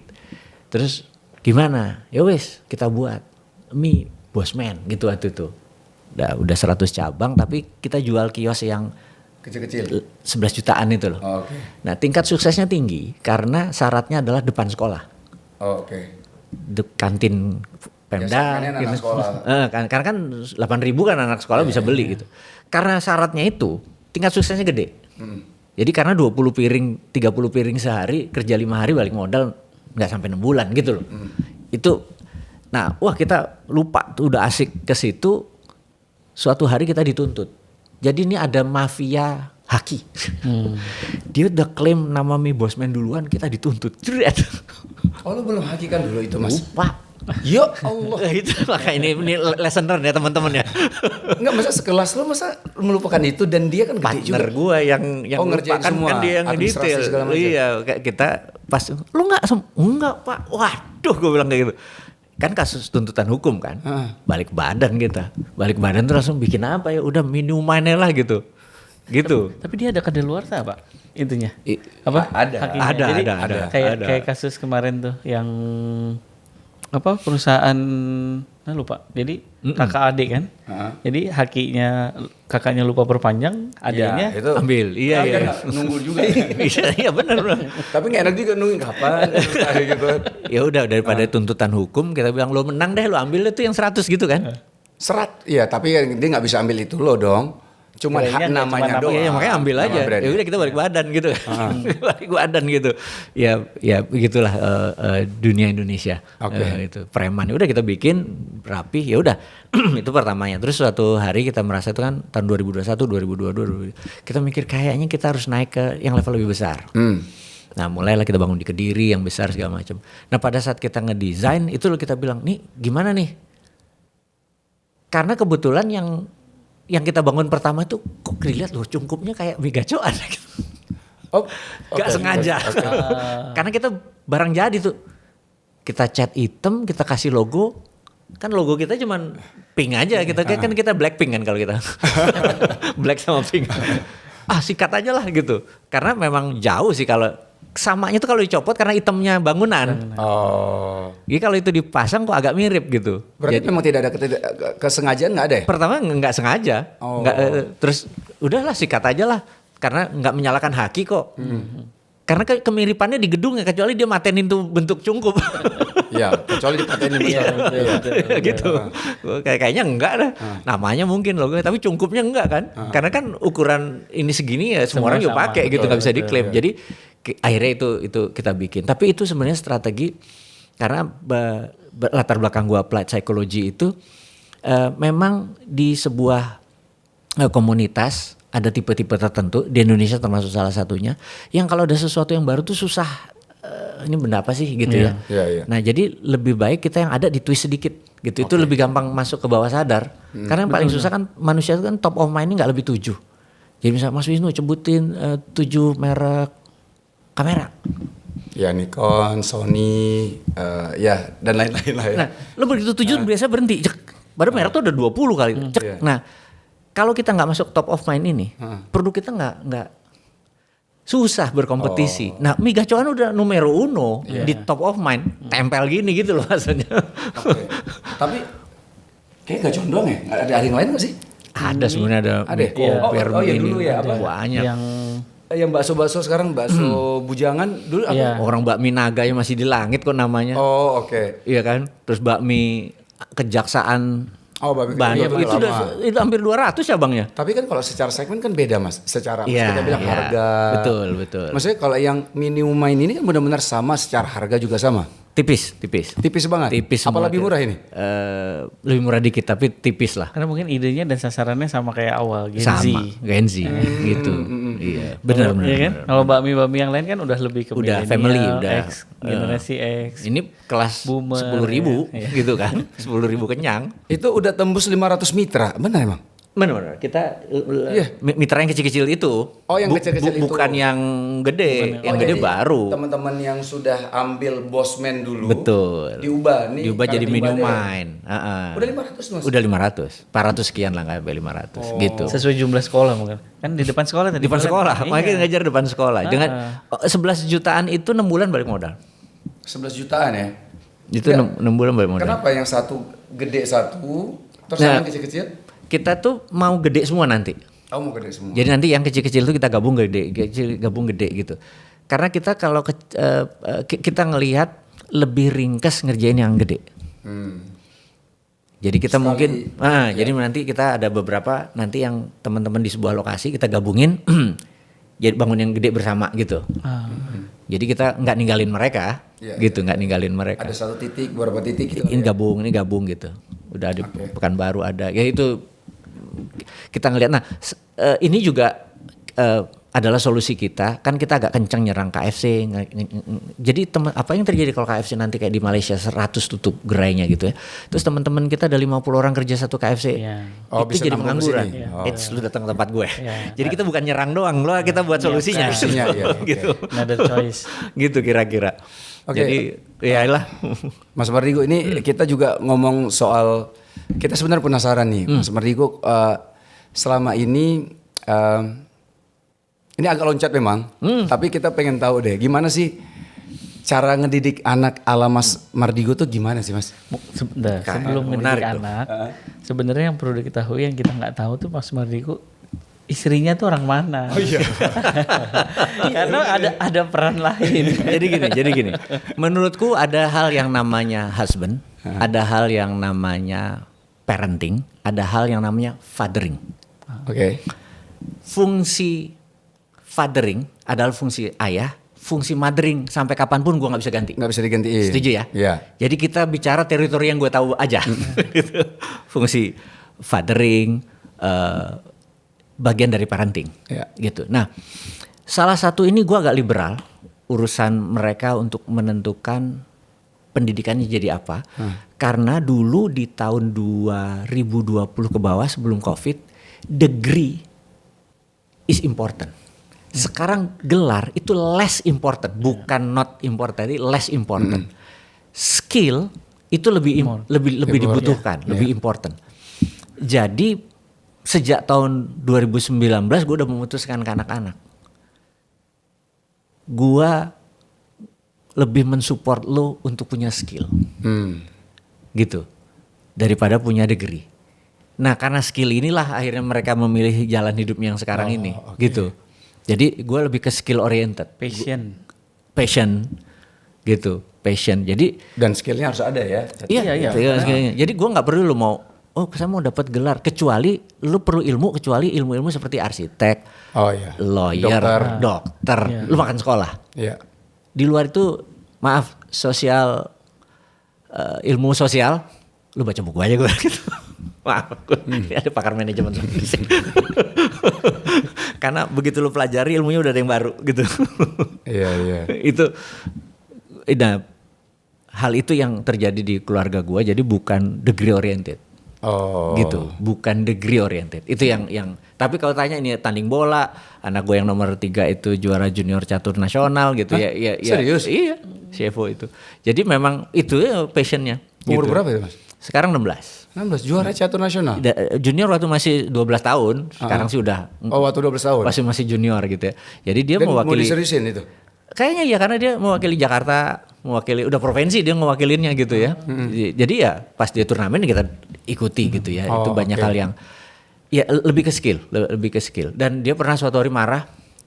Gue daftarin tandingan catur, dia bilang, "Aku nggak mau tandingan catur ini." Gue bilang, "Loh, kamu minta tandingan catur, ayo udah daftarin gitu. Aku mau yang blind chess."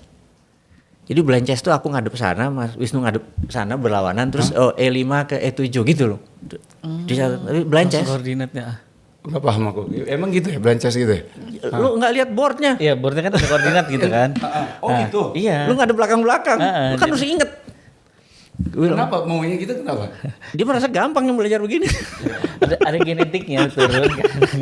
Jadi Anak lu ada yang gaya kayak lu nggak Mas? Yang paling terakhir.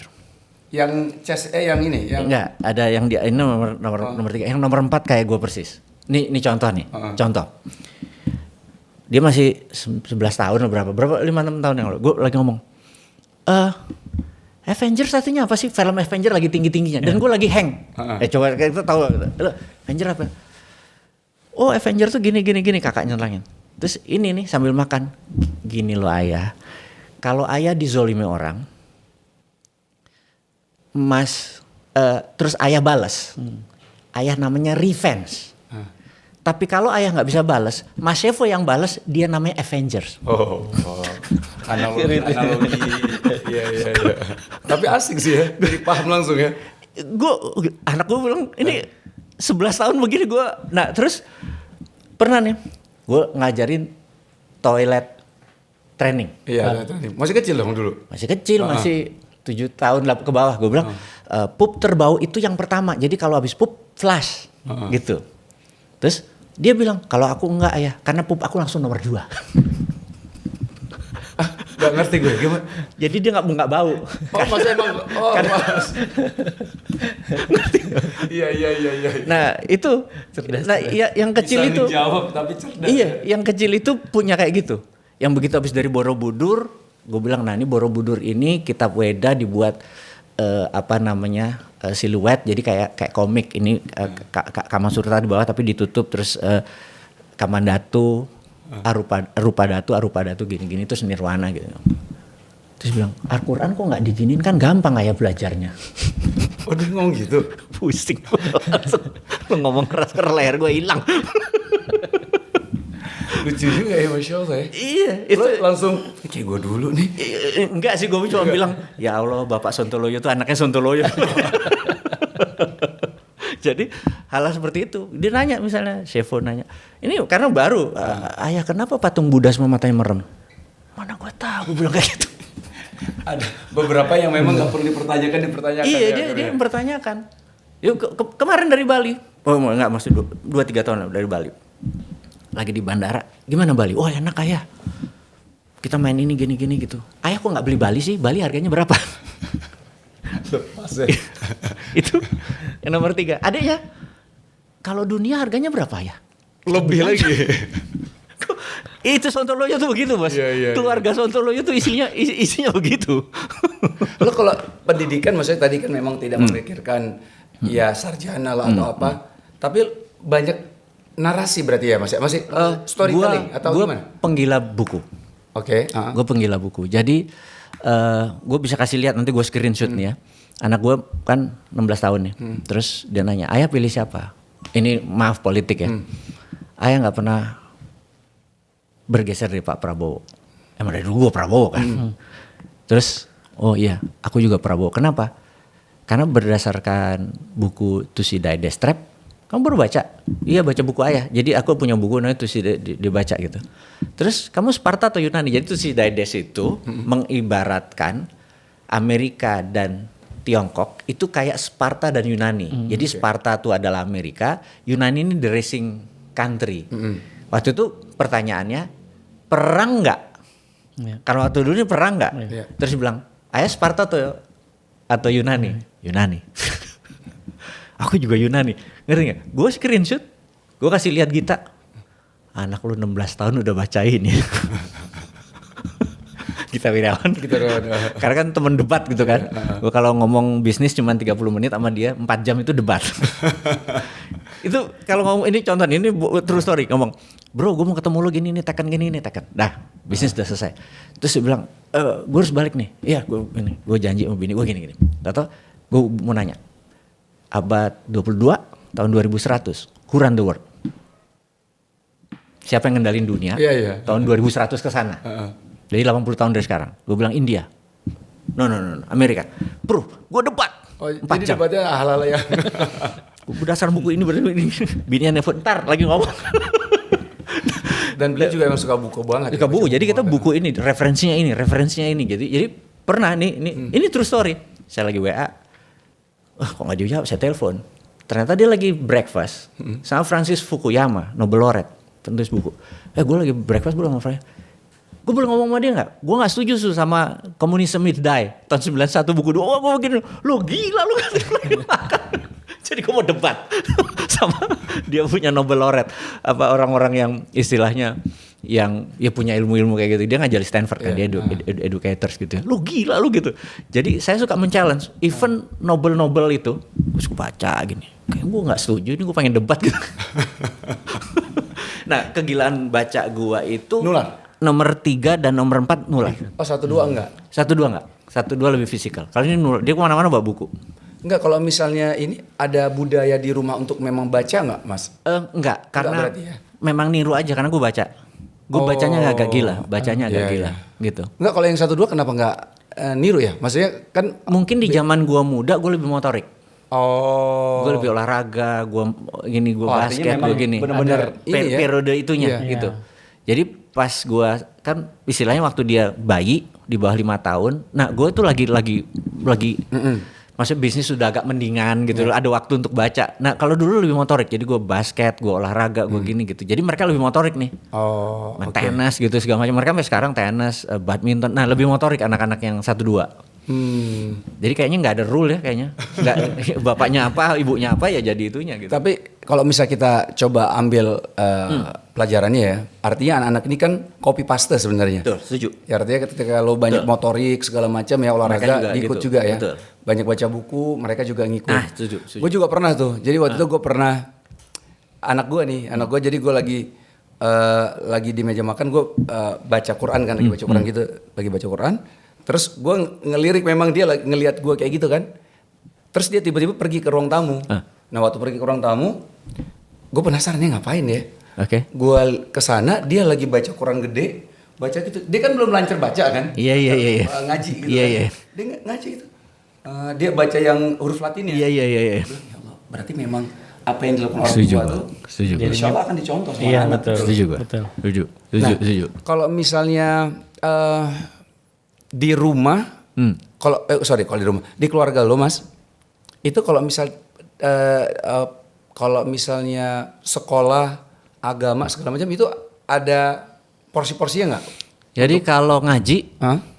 gue ada guru ngaji dan gue bilang lo hanya baca saja.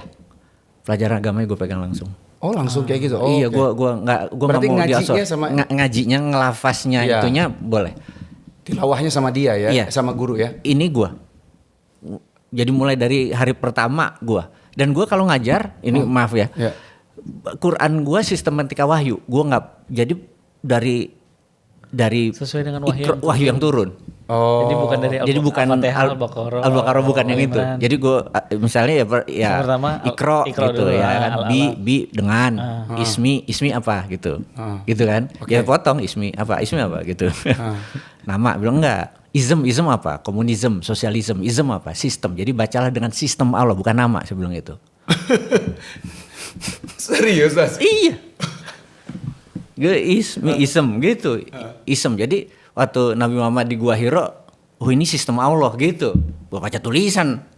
Oh berarti memang lo ini lagi kalau ismi memang kan dengan menyebut nama Allah kan? Ikan asma. Iya. Tapi kalau gue bilang ism itu sistem boleh kan? Bisa. Betul. Iya. Itu cara gue. Makanya gue bilang, nah gue kalau itu gue gitu. Oh. Ini mungkin Itu nyambungnya. apa sih biar memancing anak-anak Iya. Mas? Iya. Iya. Biar lebih maksudnya Iya. jangan hanya apa namanya tunduk ya bahasanya. Betul. Tapi juga Bisa mengkritisi lagi lebih Iya. lanjut ya. Dia tahu sejarah kata. Ah. Kenapa ayat itu datang gitu. Kan itu gitu. Iqra bi ismi karaji kholak kho lam kho gitu. Kholak ya, Khalik. ya tadabur sebenarnya. Iya, makhluk gitu kan. Karena lu adalah makhluk di hadapan Sang Kholik. Lu harus berakhlak. Ya, hurufnya kok lam kok. Udah kita urai hop lam kok, udah urai gitu bener enggak? Ada waktu Mas, lo ajarin bener. Kayak gini, nggak selalu tidak Oh, nggak informal. formal, Nggak bahasa formal gitu. Oh mungkin lagi makan. Lagi apa gue gitu. bisa gitu. Jadi mereka gue ajarin kayak gitu. Jadi versi gue, karena bagi gue Quran itu direct language Allah ke kita. Surat, ya surat. Nggak usah di outsource ke ulama, ke kiai, ke ustadz. Maaf ngomong, Oh oke. pelajarin aja. Segitu simpel kok, bener nggak? Kalau nggak paham lihat jejaknya, hadisnya. Udah sesederhana itu. Tapi kalau artinya nanti orang bisa berbeda-beda gimana tuh? It's okay, itulah kekayaannya. Tapi kan itu Quran buat lu. Jadi begitu katakan dalam kurung Muhammad, enggak, it's you. Gitu loh. Itu Sebenarnya, versi gue iya, Tuhan. betul. Makanya gue rada sontoloyo. Kondisi ini tuh banyak kalau misalnya kita baca kisah waktu zaman Bani Abbasiyah. Iya, yang punya pemahaman ulama-ulama filsuf model Mardigu kayak gini. Iya, benar. Makanya kan dulu kan sempat ada yang membahas masalah Al-Qur'an itu sebagai makhluk. Ya, macam-macam. Iya kan? Betul, Gitu. Tapi setelah Abbasiyah nggak ada yang berani. Gitu, bisa menginterpretasikan masing-masing pemahaman. Ini gue mau cerita sedikit. Waktu gue tahun 96 tuh gue berniat menghajikan nenek dari ibu gue, satu nenek dari bokap gue. Gue memang bukan mau berhaji, gue mau hajiin dia. Cuma karena dia udah 70 tahun kan gue harus rawat dia, bener nggak? Jadi bener-bener gue rawat dia, gue urus dia tahun 96 tuh berhaji gitu. Terus jadi kalau dia lagi tawaf, itu entah bagaimana itu dia diapit orang-orang Mesir atau Turki itu bisa berdiri begini diapit dia nggak, ini muter itu diapit kakinya nggak ngincek. Atau pas kita mau ini ada yang protek dia karena nenek-nenek gitu ya. Gue dapat kemudahan banyak banget gitu waktu tahun 96. Nah pas itu Haji Akbar tahun 96 tuh belum ada terowongan Mina, belum segede gini, itu banyak yang meninggal waktu itu. Terus juga waktu lempar jumroh masih kecil dan ribuan gitu kan. Terus dia bilang udah Mbah nggak usah ngelempar, di aku aja gitu. Enggak Mbah mau ngelempar gitu. Wah gue bilang gimana caranya, udah mau duha lah, udah mau lohor nih. Ngantri orang, oh janganlah Mbah janganlah. Saya bingung, gue baca Quran sampai surat Al-Kahfi. Rumah yatim ada harta gue stabilo. Seret. Gue bilang toko gue 11 biji, ini satu gue jadi rumah yatim nih. Gitu. Oh. Gitu. Karena rumah yatim ada harta, berarti kalau gue piara anak yatim gue tajir nih gitu. Tetap ada arah-arah ininya tuh ya. Itu kan password. Iya. Itu password loh itu. Ngapain nggak usah ulama Pak, lu juga ngerti. Iya. Yatim ada. Nabi Musa waktu itu kan disuruh ngebongkar memperbaiki rumah. Terus Nabi Khidir bilang, dibuka kan rahasianya. Di rumah yatim itu ada harta. Selesai. Oke. Wah gue ya. Dah gue bilang dalam hati gue niat. Dah. Terus gue bilang, udah niat itu, gue stabilo, gue ingat banget. Terus gue bilang, Mbah, bismillah Mbah, kita berangkat, 2 tak gandeng. Mulai maju umroh, terus lo kok sepi. Ini dindingnya, bismillah wallahu akbar. Kok sepi bismillah wallahu, gak ada orang kayaknya, sepi ya, ada orang 1-2. Terus kita balik, balik. Orang bilang, Mbah udah sepi kok. Mereka lari, jalan sana, mana rame. Nah, abis itu kaul gua atau niat gua adalah memang satu toko Mira dijadiin rumah yatim. Itu dari 1, 2, sekarang udah 60 kali ya. 60 rumah yatim. Cabang. Terus ada. Berapa total anak? Saat ini paling 2.400. Tertinggi pernah 6.000. Dan itu udah 26 tahun rumah yatim Indonesia. Jadi apa rumah yatim? Rumah yatim Indonesia itu. Ya. Rumah yatim Indonesia punya. Gue yang bangun. Bener. Iya. Rumah yatim. Bukan yang biru ya, ada yang hijau. Yang lebih tua, gue 96 gue bikinnya.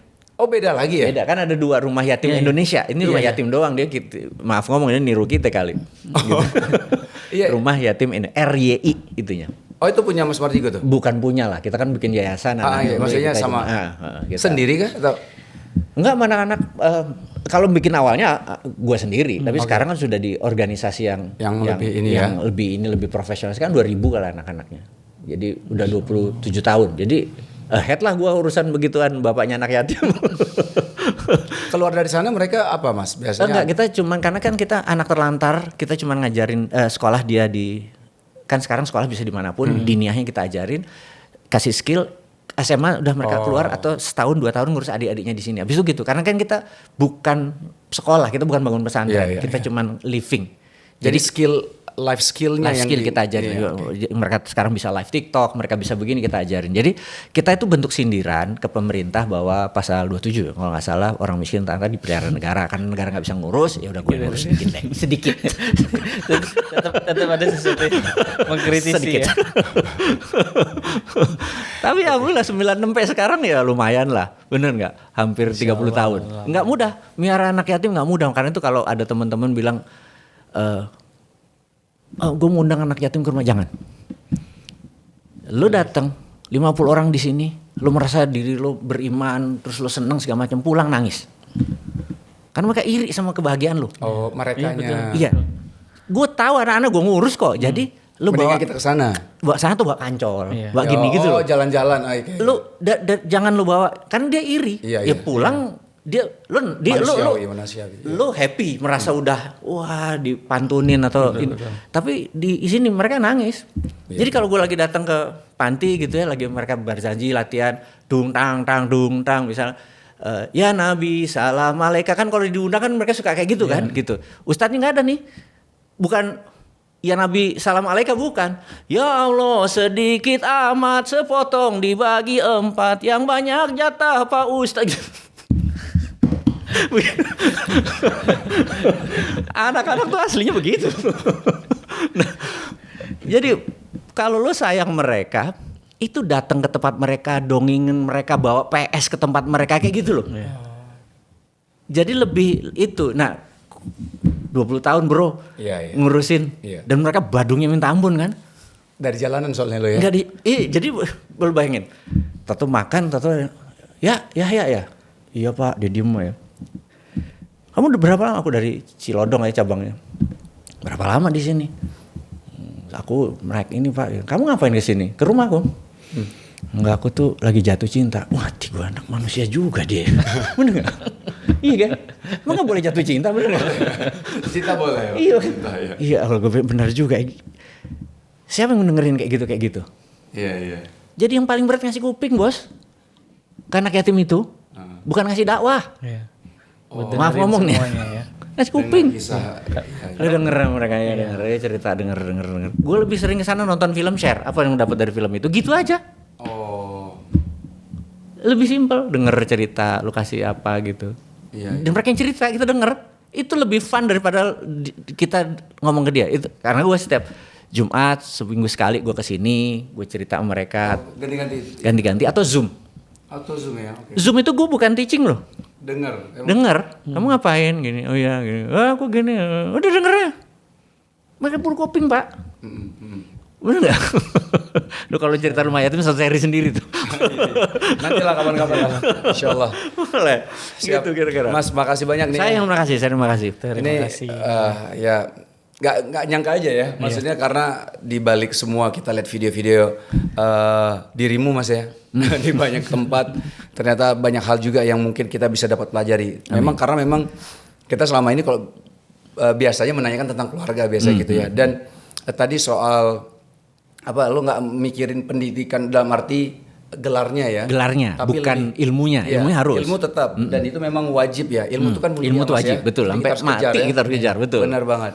Nah, tapi di satu sisi juga di balik banyak kontroversi yang lo lakuin Mas. Banyak juga maksudnya yang mungkin kita bahasanya tuh harus banyak belajar sama lo juga. Artinya kayak misal tadi rumah yatim. Itu 26 tahun ya tadi? 20 lebih, 96. 28 tahun sekarang. 28 tahun. Ini kan hal yang juga memang mudah-mudahan ya kami juga bisa melakukan itu juga insyaallah. Amin. Mas Mardigu, makasih sekali lagi. Aku yang terima kasih. Mungkin terakhir apa yang pengen lo sampein? Nggak ada, stay healthy aja lah. Waras tetap ya. Dan terus memberi. Masya Allah. Oke. Satu hal. Oke, apa? Yang paling pesan terakhir tuh bahwa ayah itu harus punya peran penting buat anak. Oh, Masya Allah. Fathering ya. Iya. Gitu. Amin. Pesan buat kita semua.